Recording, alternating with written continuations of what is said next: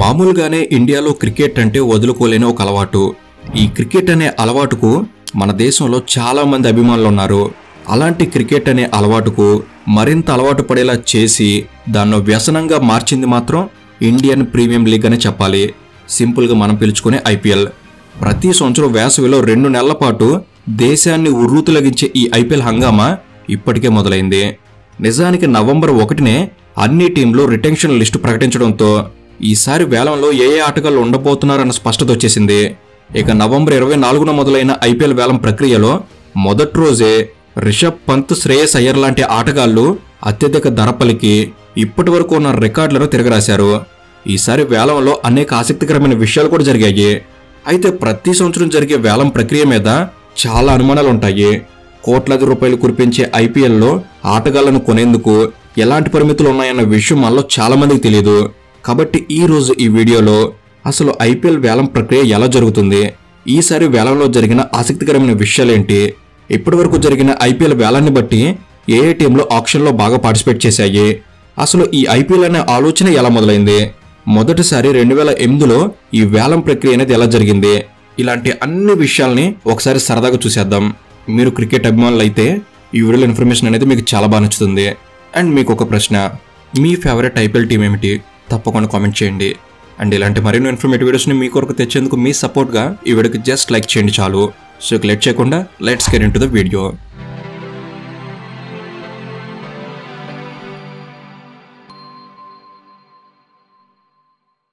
అది 2007 సెప్టెంబర్ 24.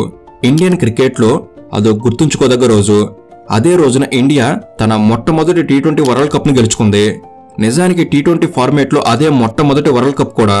తొలిసారిగా నిర్వహించిన ఆ టోర్నీలో దాయాది దేశం పాకిస్తాన్ని ఇండియా ఫైనల్లో చిత్తు చేయడం ద్వారా ఆ విజయాన్ని అభిమానులు మరింత అపూర్వంగా భావించే పరిస్థితి ఏర్పడింది. దాంతో 2007 T20 వరల్డ్ కప్ విజయం ఇండియన్ క్రికెట్లో చాలా మార్పులకు కారణమైంది. అప్పటి వరకు వన్డే టెస్ట్ క్రికెట్కు మాత్రమే ఉన్న క్రేజ్ని T20 ఫార్మేట్ కూడా సంపాదించుకుంది. ఆ టోర్నీకి అభిమానుల నుంచి వచ్చిన స్పందన చూసి అప్పటి బీసీసీఐ ప్రెసిడెంట్ లలిత్ మోడీ ఆలోచన నుంచి పుట్టిందే ఈ ఇండియన్ ప్రీమియం లీగ్.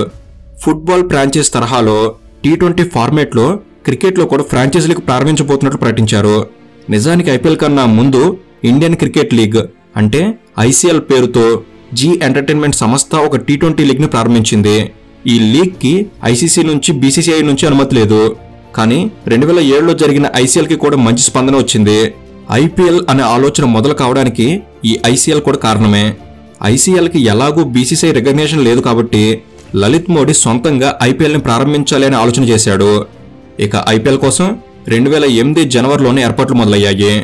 2008 జనవరి 24న ఫ్రాంచైజీల వేలం జరిగింది.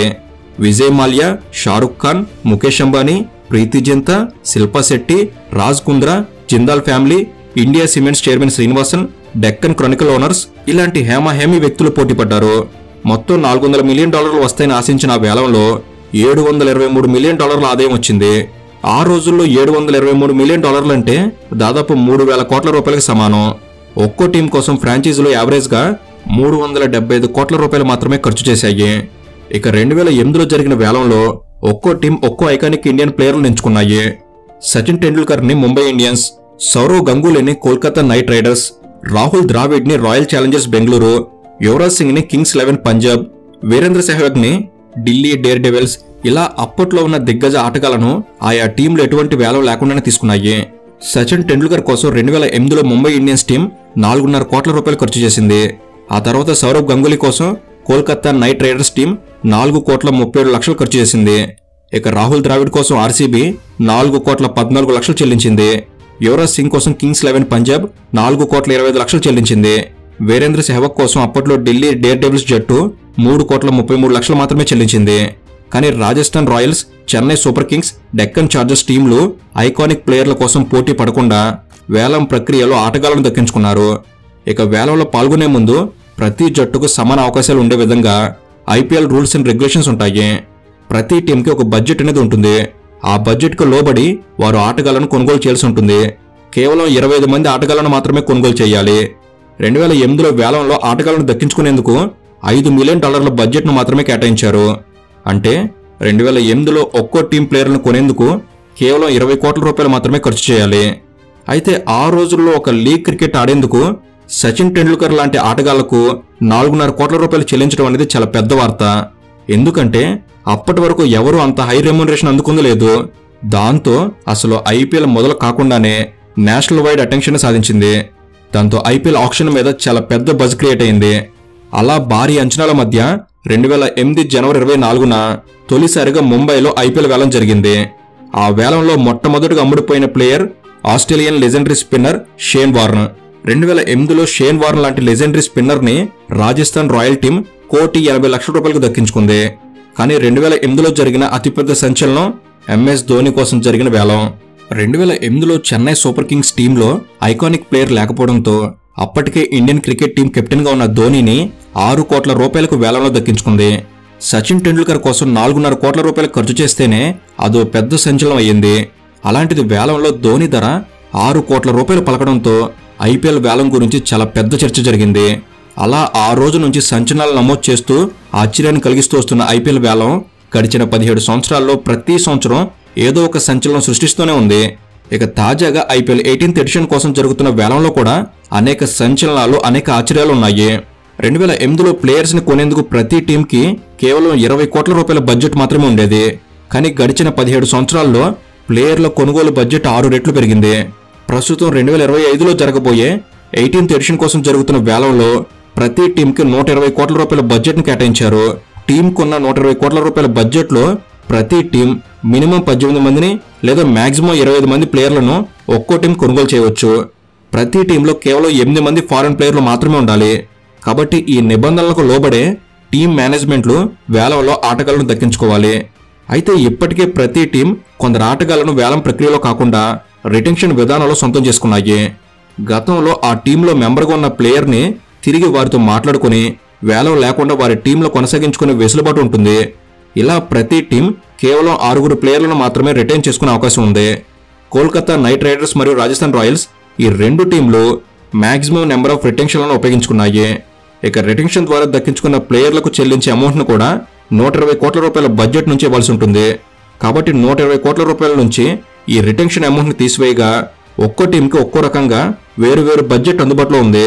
కాబట్టి వేలంలో ప్లేయర్లను దక్కించుకునేందుకు ప్రతి టీంకి వేరు బడ్జెట్ ఉంటుంది. దీన్ని పర్స్ అంటారు. కాబట్టి పర్స్ ప్రకారం చూస్తే అన్ని టీంల కన్నా అత్యధికంగా కింగ్స్ 11 పంజాబ్ టీం వద్ద 110.5 కోట్ల రూపాయల పర్స్ ఉంది. ఆ తర్వాత ఆర్సీబీ వద్ద 83 కోట్ల రూపాయల పర్స్ ఉంది. ఆ తర్వాత ఢిల్లీ డేర్ క్యాపిటల్స్ వద్ద 73 కోట్ల రూపాయల పర్స్ ఉంది. Lucknow super Giants, Gujarat Titans ఈ 2 టీంల వద్ద సమానంగా 69 కోట్ల రూపాయల పర్స్ ఉంది. చెన్నై సూపర్ కింగ్స్ వద్ద 55 కోట్ల రూపాయల పర్స్ మాత్రమే ఉంది. ఆ తర్వాత కేకేఆర్ వద్ద 57 కోట్ల రూపాయల పర్స్ మాత్రమే ఉంది. తెలుగు టీం సన్ రైజర్స్ మరియు ముంబై ఇండియన్స్ ఈ 2 టీంలకు సమానంగా చెరో 45 కోట్ల పర్స్ మాత్రమే ఉంది. ఇక ఈసారి అత్యంత తక్కువ పర్స్తో వేలంలో పాల్గొంటున్న టీం రాజస్థాన్ రాయల్స్ మాత్రమే. రాజస్థాన్ వద్ద కేవలం 48 కోట్ల రూపాయల పర్స్ మాత్రమే ఉంది. ఇలా వారి పర్సును బట్టి టీంలు ప్లేయర్లను వేలంలో దక్కించుకుంటాయి. ఐపీఎల్ 2025 కోసం నవంబర్ 24-25 తేదీల్లో జరిగిన వేలంలో కూడా చాలా సంచలనాలు జరిగాయి. వేలం ప్రక్రియ మొదలైన కొద్దిసేపట్లోనే శ్రేయస్ అయ్యర్ కోసం జరిగిన వేలం ప్రక్రియ రికార్డు సృష్టించింది. 26.75 కోట్ల కింగ్స్ 11 పంజాబ్ శ్రేయస్ అయ్యర్ దక్కించుకోవడంతో ఈ సంవత్సరం జరిగిన ఐపీఎల్ వేలానికి కావాల్సిన హైప్ వచ్చేసింది. ఐపీఎల్ చరిత్రలోనే ఇదే అతిపెద్ద బిడ్. కానీ ఈ రికార్డు చెరిగిపోవడానికి ఎంతో సమయం పట్టలేదు. కొద్దిసేపట్లోనే రిషబ్ పంత్ కోసం జరిగిన వేలం ఈ రికార్డును చెరిపేసింది. ఈసారి వేలంలో రిషబ్ పంత్ కోసం లక్నో సూపర్ జైంట్స్ 27 కోట్ల రూపాయల భారీ ధర చెల్లించేందుకు ముందుకొచ్చింది. దాంతో మొత్తం 18 సంవత్సరాల ఐపీఎల్ చరిత్రలో అత్యధిక ధర పలికిన ప్లేయర్గా ప్రస్తుతం రిషబ్ పంత్ నిలిచాడు. లక్నో సూపర్ జైంట్స్ వద్ద ఉందే 69 కోట్ల రూపాయల పర్స్. అలాంటిది వారి వద్ద ఉన్న 69 కోట్లలో 27 కోట్లు కేవలం రిషబ్ పంత్ మీద ఖర్చు చేయడం గమనించాల్సిన అంశం. నిజానికి లక్నో సూపర్ జైంట్స్ కి ప్రస్తుతం కెప్టెన్ కావాలి. గతంలో ఢిల్లీకి కెప్టెన్ గా చేసిన అనుభవం, hard hitting ability, IPL experience ఇవన్నీ ఉండడంతో రిషబ్ పంత్ కోసం లక్నో ఇంత భారీ ధర చెల్లించింది. శ్రేయస్ అయ్యర్ కూడా అందుకే ఇంత భారీ ధర పలికాడు. ప్రస్తుతం పంజాబ్ కు కూడా కెప్టెన్ అవసరం ఉంది. ఈసారి వేలంలో జాక్పాట్ కొట్టిన మరో ప్లేయర్ వెంకటేష్ అయ్యర్ అనే చెప్పాలి. వెంకటేష్ అయ్యర్ ని కేకేఆర్ ఏకంగా 23.75 వేలంలో దక్కించుకుంది. యుజ్వేంద్ర చాహల్, హర్షదీప్ సింగ్ ఈ ఇద్దరు చెరో 18 కోట్ల రూపాయల ధర పలికారు. ఈసారి వేలంలో అత్యధిక ధర పలికిన ప్లేయర్ మాత్రం జోస్ బట్లర్ అనే చెప్పాలి. 15,75,00,000 రూపాయలకు బట్లర్ ని గుజరాత్ టైటన్స్ సొంతం చేసుకుంది. మహమ్మద్ సిరాజ్ ని కూడా గుజరాత్ టైటన్స్ 12,25,00,000కు సొంతం చేసుకుంది.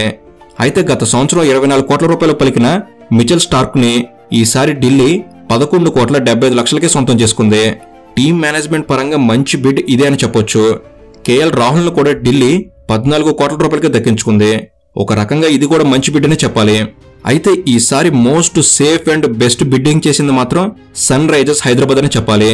ఇషాంత్ కిషన్ లాంటి హార్డ్ హిట్టర్ ని 11,25,00,000కే దక్కించుకున్నారు. మహమ్మద్ షమీని కూడా 10 కోట్ల రూపాయలకే సొంతం చేసుకున్నారు. చెన్నై కూడా చాలా వరకు ఆచితూచి ప్లేయర్లను దక్కించుకుంది. చెన్నై బిడ్ చేసిన అతిపెద్ద అమౌంట్ కేవలం 9,75,00,000 మాత్రమే.